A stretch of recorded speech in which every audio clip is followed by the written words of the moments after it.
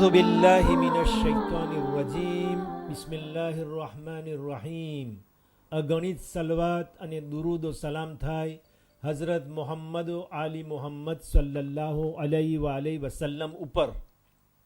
આજ મંગળવાર તારીખ 17 સપ્ટેમ્બર 2013નું રિવ્યુ ધ પ્રેસ સમીક્ષા આંતરરાષ્ટ્રીય નવીનથી શરૂ કરીએ અને તેમાં અમેરિકા ખાતે વોશિંગ્ટનમાં જે અંધાધૂંધ ગોળીબાર થયો છે અને તેમાં 12 માણસો માર્યા ગયા છે તે મુખ્યત્વે હોય તેના વિશે ઇશારો કરીએ.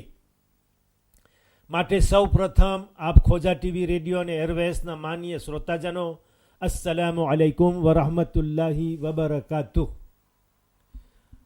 આપ લોકોને આ કાર્યક્રમમાં આવકાર આપતા લે કોતિદિયન વર્તમાન પત્રના પાજ 48 નંબરના પાના ઉપર લઈ જવા ચાહું છું કે જેમાં જણાવે છે કે ગઈકાલ સવારના આશરે 8:20 યુએસએ નેવી વોર્ડમાં ઇમેબલ દે બ્યુરો de la marine American navy યાર્ડમાં નેવસીની અંદર કહે છે કે એક કાળા રંગનો માણસ, ભૂખરા વાળ, શેવ્યો ગ્રીઝોના, 1.75 મીટરની ઊંચાઈ, આશરે 50 વર્ષનો મજબૂત ઇન્સાન ગોળી ફોડતા 12 વ્યક્તિઓને મોત નીપજ્યું છે, જેમાંથી આ ખૂનીઓમાંથી એક માણસ છે.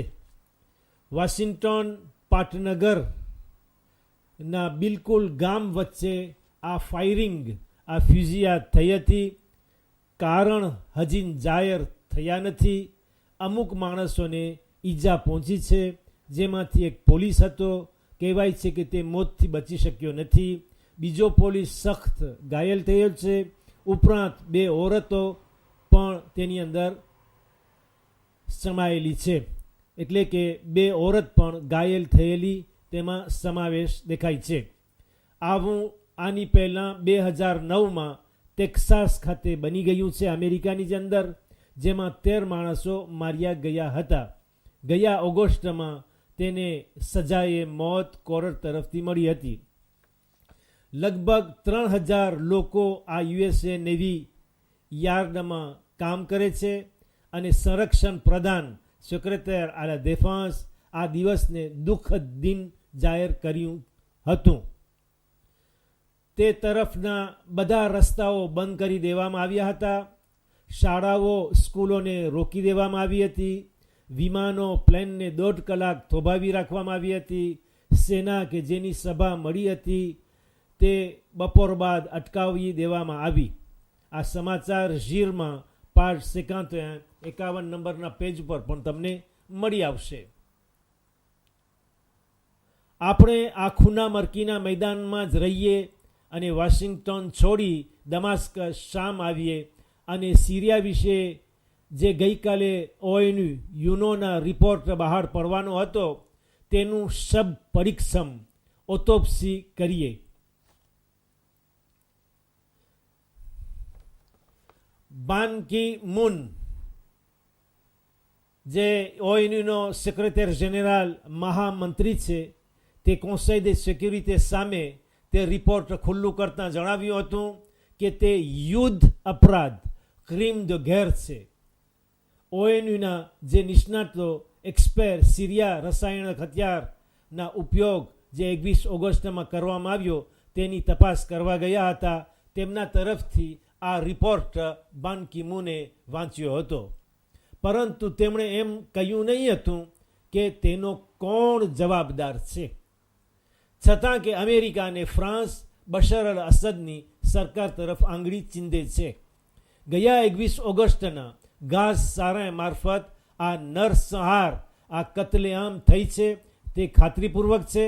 બાન કી મૂન વધુમાં ટાંક્યું હતું કે તેના જવાબદાર જલ્દીથી તેનો ખુલાસો આપવા તૈયાર થઈ જાય અને આ માટે કાઉન્સિલ યુનો ઓએનયુની પગલાં લેવા માટેના પ્રતિબંધોના પૂરા પાડવા માટેના ખરડાઓ નક્કી કરે અગર સિરિયા પોતાના રસાયણક હથિયારોને નાબૂદ કરવા તૈયાર ન થાય. અમેરિકા અને રશિયા વચ્ચેના કરારો બાદ 2 દિવસ પછી જ રશિયાએ કહ્યું હતું કે જે સિરિયાને પૂરો સાથ આપી રહ્યો છે રશિયા, તેણે કહ્યું હતું કે તે પોતાનો વિરોધ દર્શાવે છે, રશિયા પોતાનો વિરોધ દર્શાવે છે એ બાબત માટે કે અગર ઓયુની બળનો તાકાતનો ઉપયોગ કરશે સિરિયા સામે, જો સિરિયા પોતાના વચન ઉપર સાબિત કદમ નહીં રહે.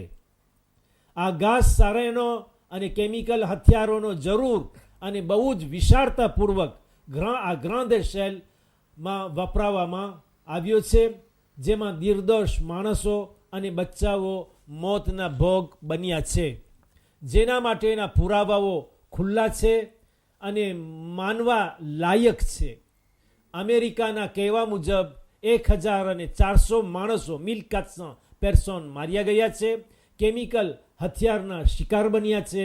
જો કે અત્યાર સુધી સિરિયામાં 1,10,000થી વધુ માણસો 110,000 પર્સન મોતને ભેટી ચૂક્યા છે.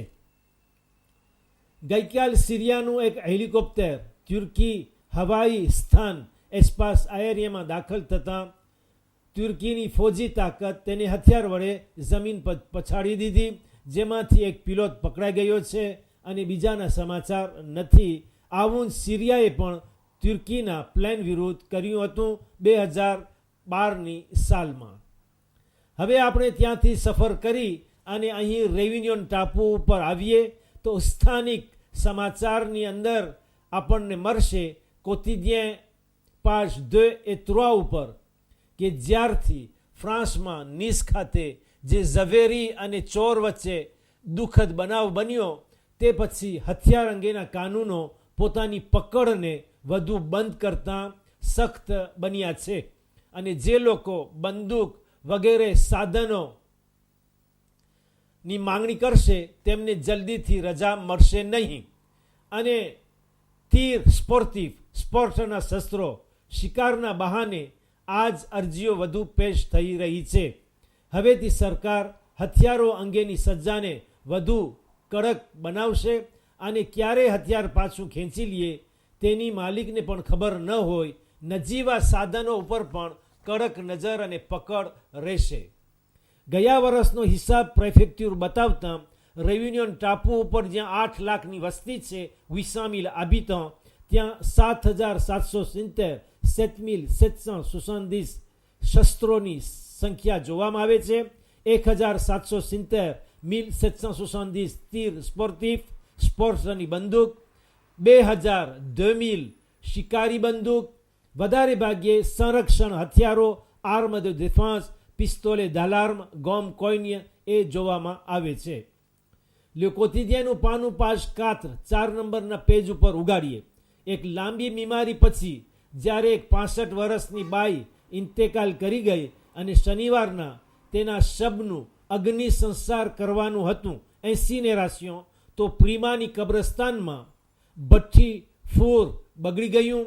ત્યાં 2 ભઠ્ઠી છે, જ્યારે એક તો અગાઉથી જ નિષ્ફળ આંપાન હતી, આ બીજું પણ બગડી જતાં ડોશીમાને 100 કિલોમીટર દૂર સેન્ટ પિયર લઈ ગયા.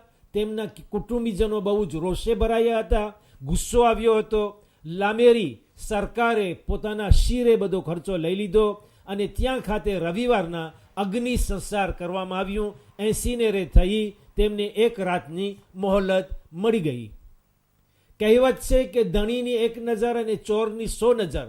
આ કહેવત જૂની થઈ ગઈ, હવેથી 100 નહીં પરંતુ 10,000 નજર છે. સેમ્પિયર ખાતે એક અનાનાસની ખેતીમાં 10,000 અનાનાસની ચોરી થઈ ગઈ અને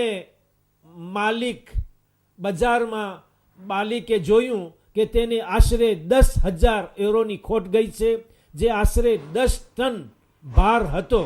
બજારમાં એક અનાનસનો ભાવ હવે ઉતરી ગયો હતો, માટે તમે બજારમાં જાઓ ત્યારે ખ્યાલ રાખજો કે અનાનસ જે તમે લઈ રહ્યા છો તે ચોરીનો તો નથી જ ને. ગઈકાલથી Somen de la maladie d'Alzheimer યોજવામાં આવ્યું છે. આલ્ઝેમર રોગનું સપ્તાહ અઠવાડિયું. આલ્ઝેમરની બીમારી તે યાદશક્તિને નુકસાન પહોંચાડે છે, perte de la mémoire, કે જેનો કોઈ ઈલાજ નથી. ફક્ત તેના કારણો જ જાણી શકાય છે. અને જ્યારે આ બીમારી જાહેર થાય છે ત્યારે 20 વર્ષ વીતી ચૂક્યા હોય છે કે તેનું મગજ કમજોર થઈ ગયું છે. હવે ફક્ત બીમારી સાથે જીવવાનું છે, પણ બીમાર કેવું જીવન જીવે?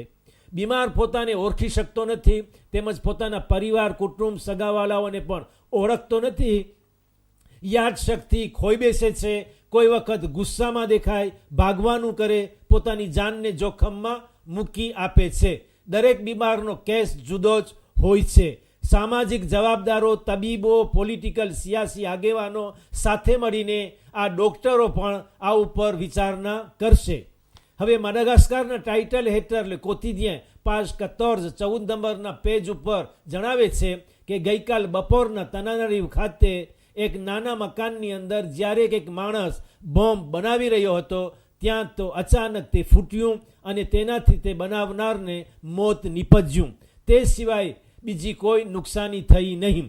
તનાનરીવ ખાતે આ ચોથું બોમ્બ હતું કે જે હાથોથી રચવામાં આવ્યું હતું. આગલા 3 બોમ્બથી કોઈ જાની નુકસાની થઈ હતી નહીં. આ વખતે એક જીવને મોત સાંપડ્યું હતું. બસ તે સમાચાર ઉપર હું તમારાથી વિદાય લઉં છું.